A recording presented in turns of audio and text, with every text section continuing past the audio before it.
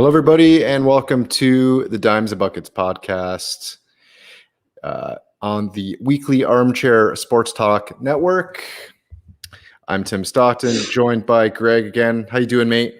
Yeah, not too bad. Doing all right. Watched the second half of the game. My dog's just attacking me. Watched the second half of the game this morning when I got up. Watched the first half live last night. So yeah, I'm doing not too bad. Nice one, mate. Yeah, we are here to break down, folks, game one of the NBA Finals. Of course, the Bucks. Greg gets attacked by his dog. Feels it's like you're like Giannis, and the dog is like a defender. I think. I feel like. Yeah, but, there we go. It's fine. She's only little. She still thinks she's tiny. The Suns running out 118-105 winners against the Bucks in the Valley, and of course we are going to be getting into the game and breaking it down. But first of all, folks, just want to remind you, if you like the content today, please give us a like and a share.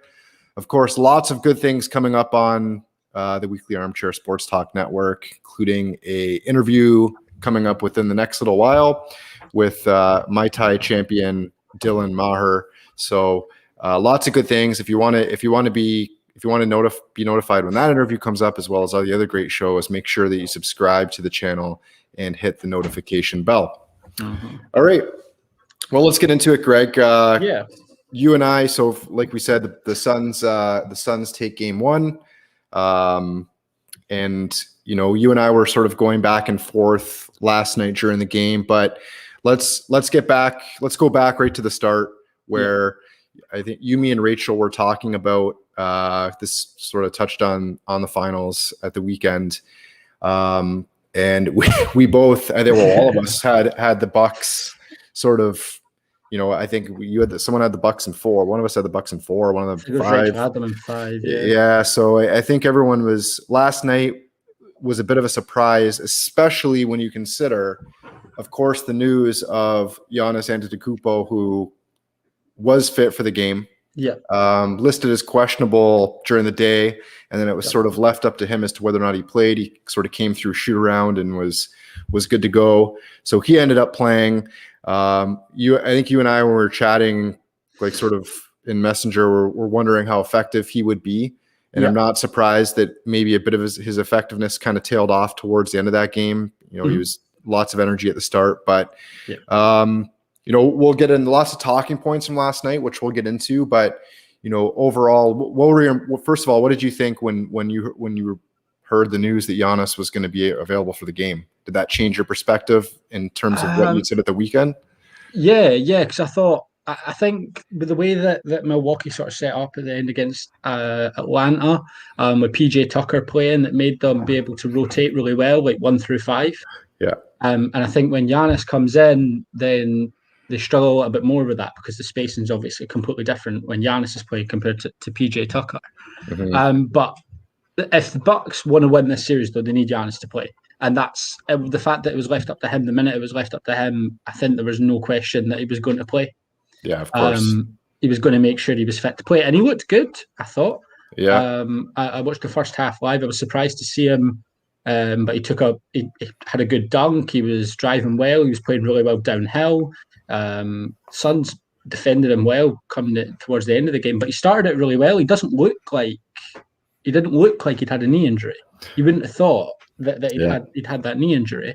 If someone had told you that he'd had that knee injury like a week before, you would never have believed it, just the way he was playing, the way he was moving. And that's credit to him, and obviously credit to the Milwaukee team for being able to get him fit and ready for that.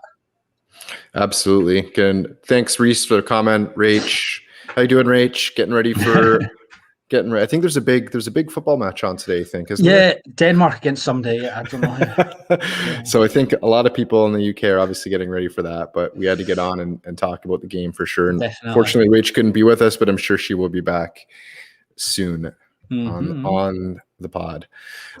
Yeah, no, absolutely. I was in the same, when I heard that Giannis is going to play, I was like, okay, it's going to be a big boost for them.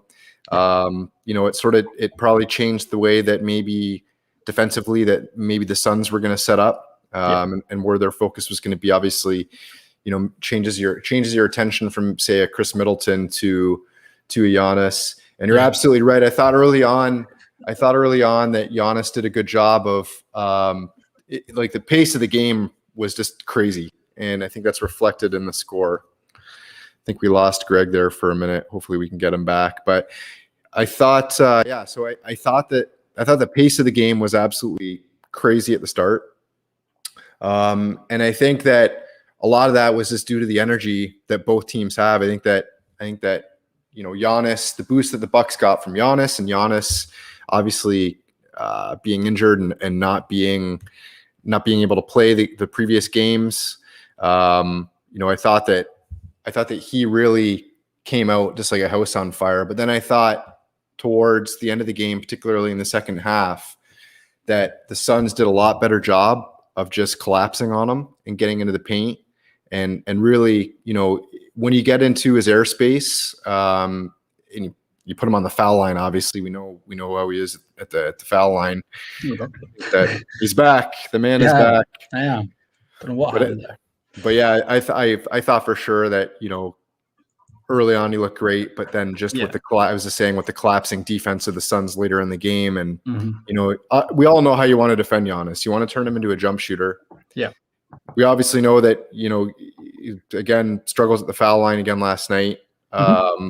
In the Bucks in general, but yeah, they did. But I think that so I think that towards the second of the half, I think he had a lot of energy to start the game, and I think towards the second half, the Suns just did a better job defending him. Chris Middleton, good numbers, obviously, secondary scoring. Yeah.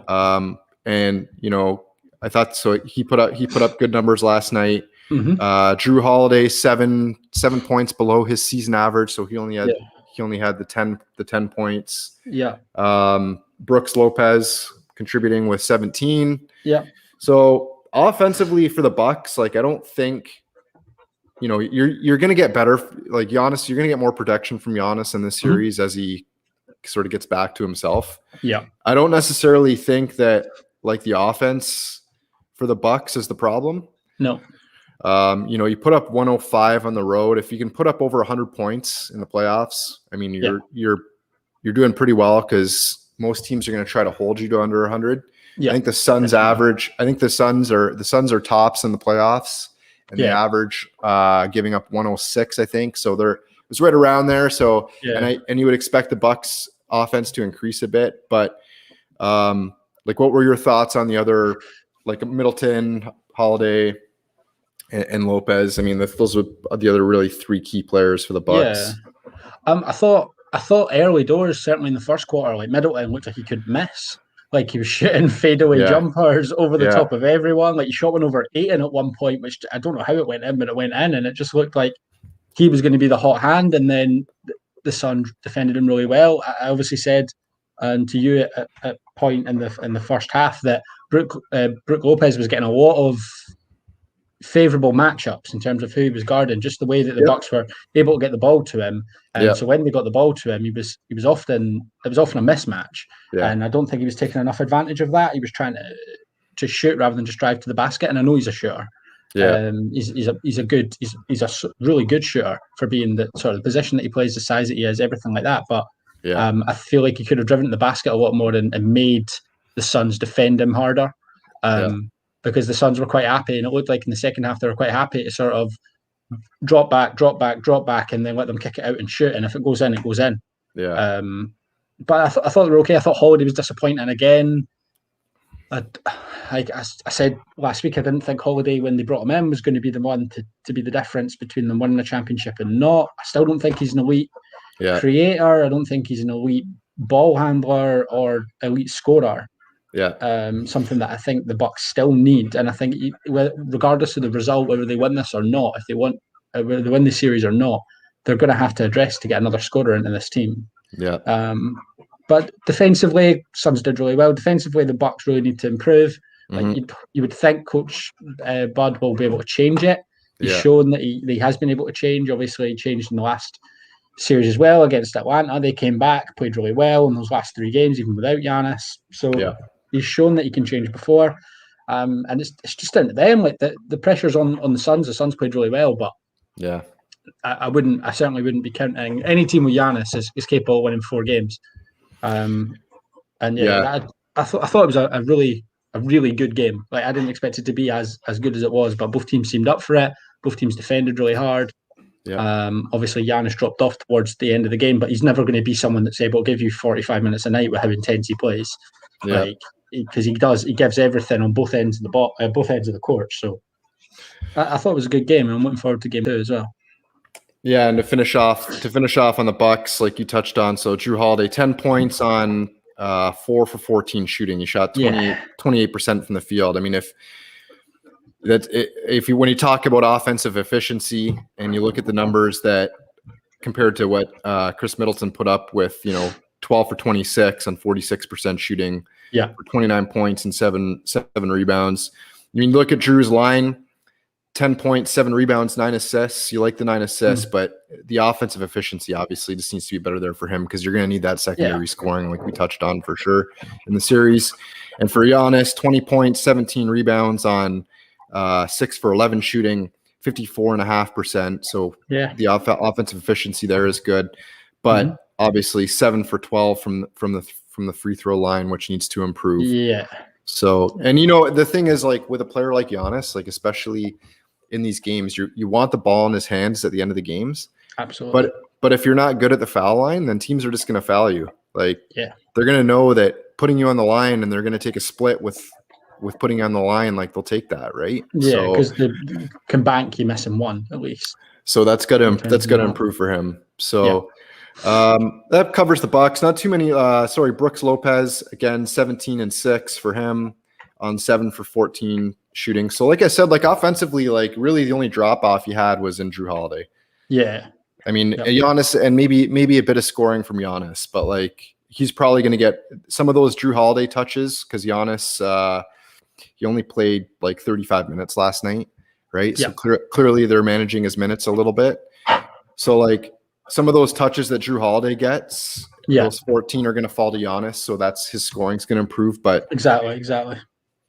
But really, what we got to talk about the story of last night's game was the guard play from Phoenix, which was just ridiculous. It was. Devin Booker and Chris Paul. Combining for half of the, if my math is correct, half of the Suns' points, the 59 between the two of them. 15 assists, 6 rebounds. Booker not shooting incredibly well from the field. He only shot 38%, but made his money at the foul line last night. And I thought that was really like in the first half for Booker. With the amount of attention he's going to create, and like we said, he wasn't shooting the ball particularly well.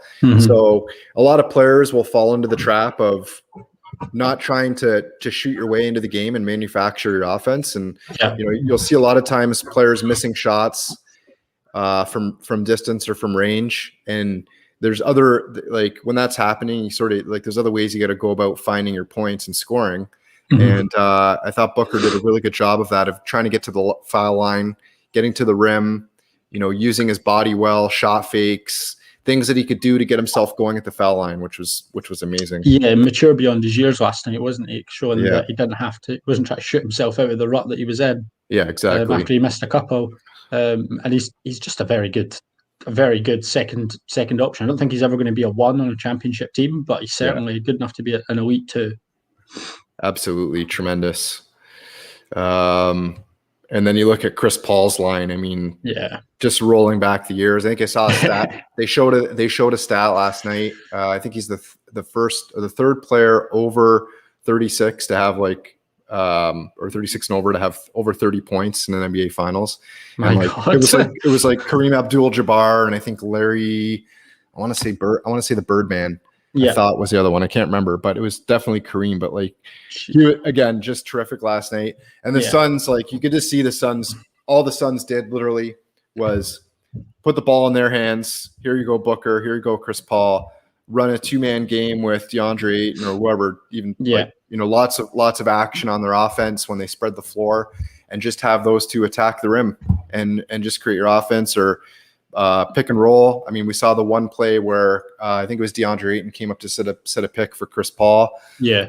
And the defenders, both defenders went to Chris Paul, and DeAndre Ayton just slipped to the basket. Nice little dish inside. So, yeah, obviously DeAndre Ayton, tremendous night too. We'll talk about him in a second. Yeah. But like looking at Chris Paul's line, I mean, 9 assists to go with the 32, and he did that on 12 and 19 shooting. He shot 63% from the field and 57% from three. Like, it's not going to happen every night. Everyone can just calm down, but like just ridiculous in game one. Crazy good, and he showed why he's sort of playing at that level, and he's definitely the Suns' number one option, like you saw. And they've done it throughout the season as well, the Suns, when they've been in a rut or been in a stage where they've not been able to produce anything. They've given the ball to Chris Paul, and he's sort of made things happen. He did last night. The Bucks defense didn't help greatly. They weren't brilliant at guarding Ayton, so they give him a lot of opportunity to run the pick and roll with Ayton. But yeah, Chris Paul was excellent last night. And you're right, it's not going to happen every night. He's not going to shoot that efficiently every single night. But he doesn't have to. He needs to do it three more times. So yeah, that's it. Yeah, three times. Sure. 3 times, and you won an NBA championship. It's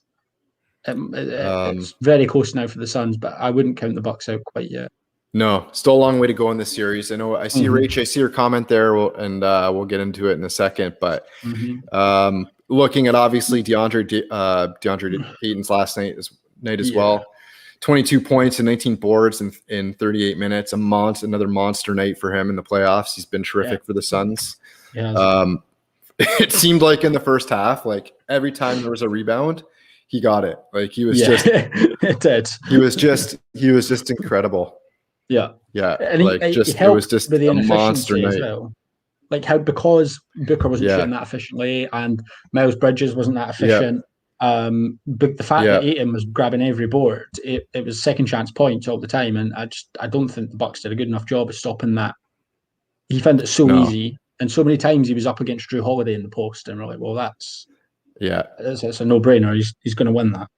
I thought the Suns did a really good matchup, or a really good job of on the pick and roll, or when they would come high and pick or come high and set screens at the top of the key for Paul and Booker. That they did a really good job of the screener. They always got the matchup they wanted, right? So they always brought up, like, if they wanted to get Ayton, like you talked about, a good matchup in the post where he could dive the block when they switched.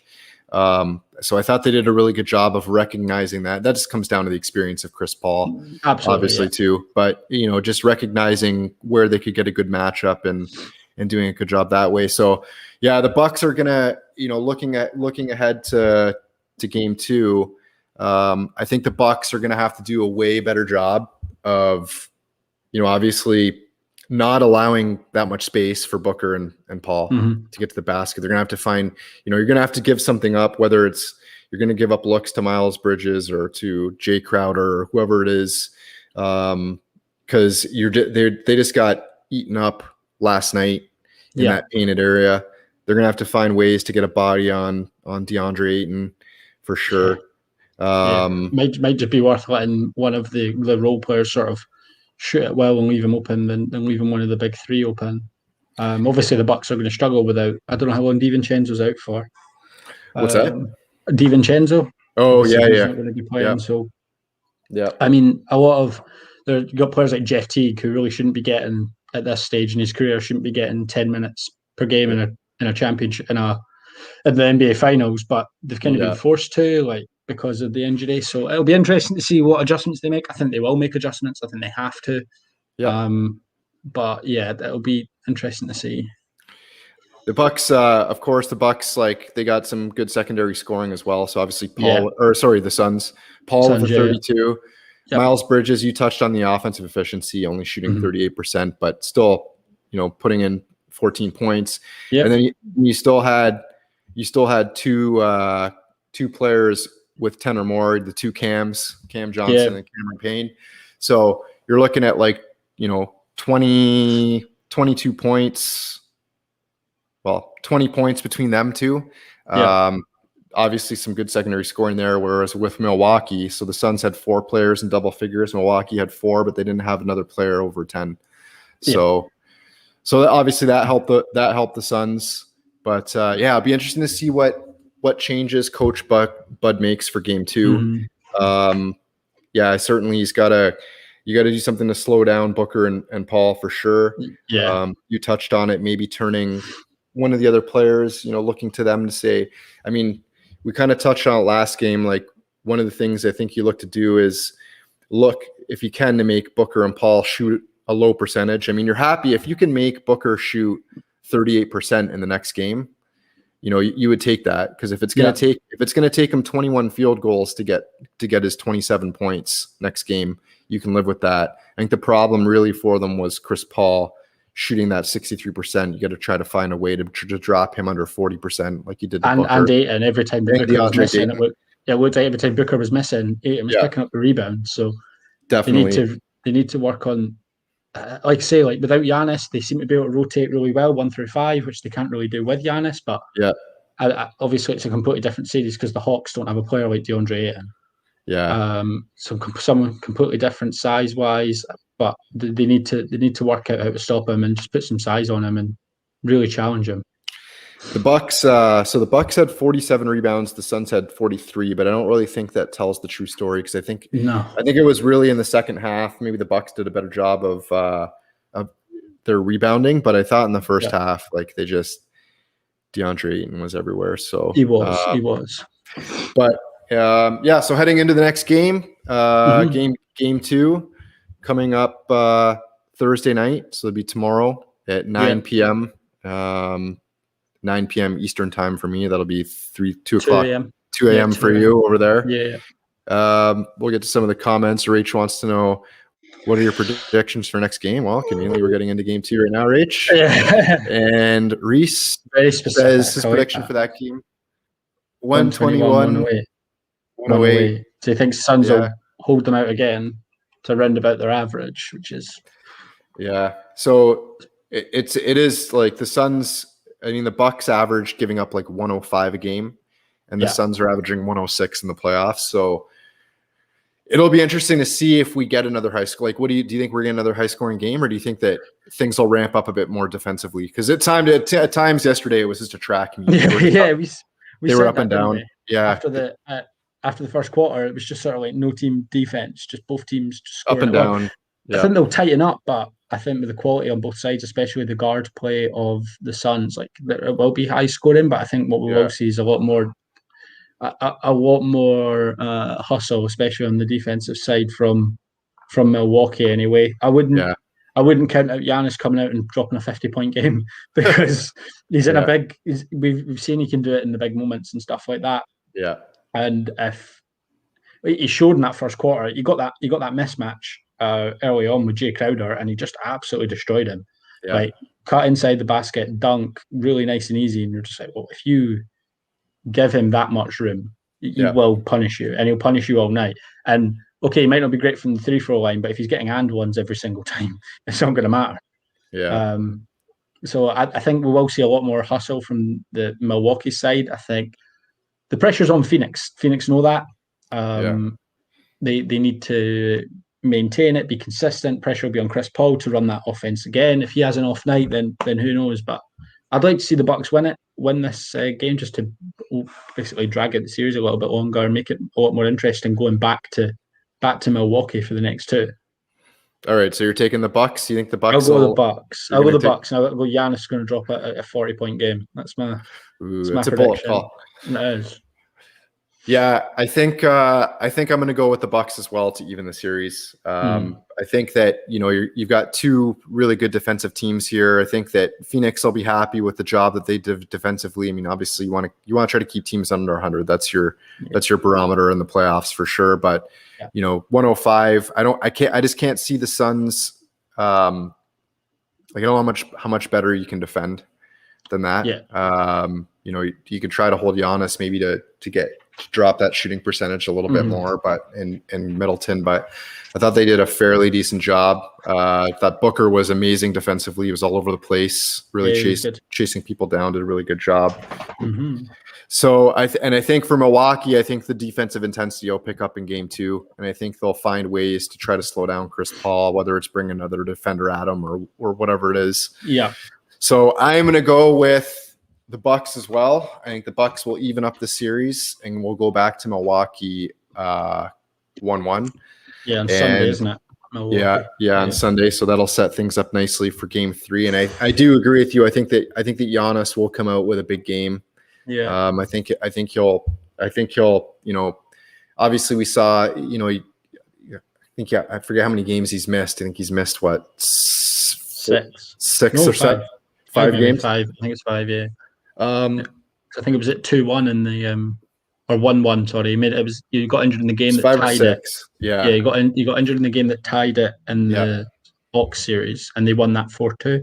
Yeah, you're right. So, yeah. So I think to miss, like, even though it wasn't a crazy amount of games, to miss that amount of games, and then he's probably not 100%, because if this was the regular season, let's be honest, like Giannis wouldn't be playing.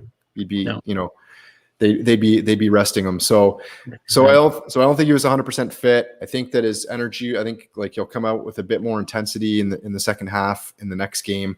And I agree with you. I think that he'll come out when I wouldn't be surprised. He'll put up 30 plus for sure. Yeah. I wouldn't be surprised if he put up a 40 point game. I think Drew Holiday will probably be a little bit better, a little more efficient. So I'm going to go with the Bucks as well. 1-1. Let us know what you think, though, guys. Get in the comments under the video. Let us know what you thought of the game yesterday and what you thought were the talking points. Was there anything else from yesterday's game that stood out for you that we didn't get to? Saric's injury. Oh, yeah. Darius Saric getting injured. You're going to have Frank Kaminsky play a lot of minutes now. Yeah. Because that didn't look like that didn't look like just a bump and a knock. No. That looked like there wasn't really any contact, and it was just the way he stopped and moved, and it was in his knee. And it's, again, you don't want, in the same way from Milwaukee side, you don't want someone like Jeff Teague playing a lot of minutes. You don't want Frank Kaminsky playing a lot of minutes as your center. And Ayton, there's now a lot of pressure on Ayton to play 35 to 45 minutes a night. And can he do that? And can he be that consistent? And again, Chris Paul, like you said, Chris Paul's not going to shoot that efficiently every single night. No, not at all. So there's definitely hope for the Bucks. If they can stop Chris Paul, even half it, if they can half and make sure that, and just be a bit more consistent on the defensive rebounds, I think they'll be all right. Well, there you have it, folks. I think we've pretty much covered it. Before we go, real quick, Bucks landslide to get back in it. Yeah. Reese says, if it does even out, then I will be intrigued considering the play of both teams. It can make for an interesting game 3. Yeah, I mean, everyone from a neutral standpoint, we just want a long series, good series. Absolutely do. Yep. And Billy says Bucks 112, Suns 97. We will see tomorrow night, folks. Just a quick hitter video to break down game 1, and we will see you hopefully after game 2. Yeah, sounds good.